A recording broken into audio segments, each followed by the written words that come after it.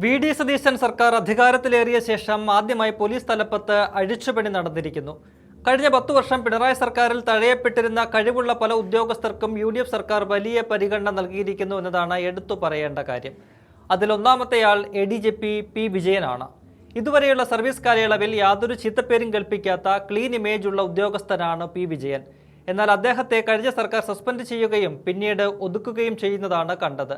ഇപ്പോൾ അതിപ്രധാന പദവിയിലേക്ക് തിരികെ എത്തിക്കൊണ്ട് അവർക്കെല്ലാം ചുട്ട മറുപടി നൽകുകയാണ് വിജയൻ സാർ.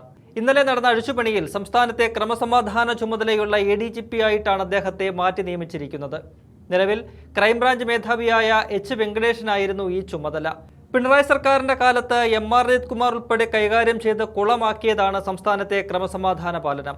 ഒന്നിനു പുറകെ ഒന്നായി ആരോപണങ്ങൾ ഉയർന്നിട്ടും അന്ന് അജിത് കുമാർ എന്ന വിശ്വസ്തനെ നുള്ളി നോവിക്കാൻ പോലും പിണറായി തയ്യാറായിരുന്നില്ല.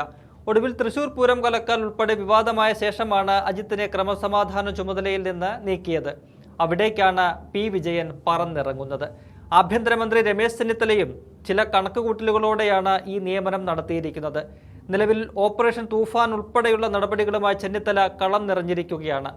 അതിനൊപ്പം ക്രമസമാധാന പാലനവും മികച്ച രീതിയിൽ കൊണ്ടുപോയാൽ മാത്രമേ ആഭ്യന്തര വകുപ്പിന് പേരുദോഷമില്ലാതെ മുന്നോട്ടു പോകാനാകൂ. അതിനു പറ്റിയ ഉദ്യോഗസ്ഥൻ തന്നെയാണ് വിജയൻ. ഇന്റലിജൻസ് മേധാവി സ്ഥാനത്ത് നിന്നാണ് അദ്ദേഹം എത്തുന്നത്. സൈബർ ഓപ്പറേഷൻസിന്റെ അധിക ചുമതലയും നൽകിയിട്ടുണ്ട്. എലത്തൂർ ട്രെയിൻ തീവെപ്പ് കേസിലെ പ്രതികളെ മഹാരാഷ്ട്രയിൽ നിന്ന് കേരളത്തിലേക്ക് കൊണ്ടുവരുമ്പോൾ വിവരങ്ങൾ മാധ്യമങ്ങൾക്ക് ചോർത്തി നൽകിയെന്ന് പറഞ്ഞായിരുന്നു P. വിജയനെ പിണറായി സർക്കാർ സസ്പെൻഡ് ചെയ്തത്. അതിനു മുന്നിൽ നിന്നത് വിജയനെതിരെ റിപ്പോർട്ട് നൽകിയ അജിത് കുമാർ ആയിരുന്നു. മാത്രവുമല്ല, വിജയന് കരിപ്പൂർ സ്വർണ്ണക്കടത്തിൽ പങ്കുണ്ടെന്ന് വ്യാജമൊഴി കൊടുത്ത ഉദ്യോഗസ്ഥൻ കൂടിയാണ് അജിത് കുമാർ.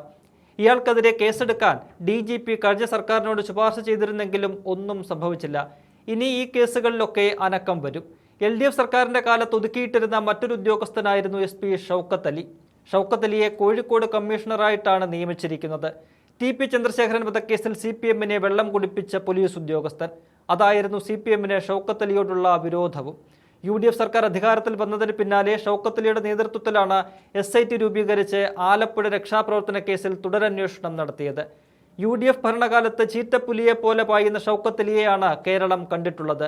അത് ഇനിയും കാണാം. CPM-ന്റെ ശക്തി കേന്ദ്രമായ കോഴിക്കോട് ഷൗക്കത്ത് അലിയെ കമ്മീഷണറാക്കിയത് അവരെ അലോസരപ്പെടുത്തുമെന്ന് ഉറപ്പ്.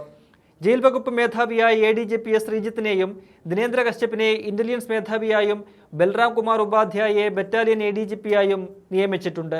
അങ്ങനെ നിർണായകമായ ഒരു അഴിച്ചുപണിയുമായി ആഭ്യന്തര വകുപ്പ് ഒരുങ്ങിയിറങ്ങുകയാണ് സാക്ഷാൽ രമേശ് ചെന്നിത്തലയുടെ നേതൃത്വത്തിൽ.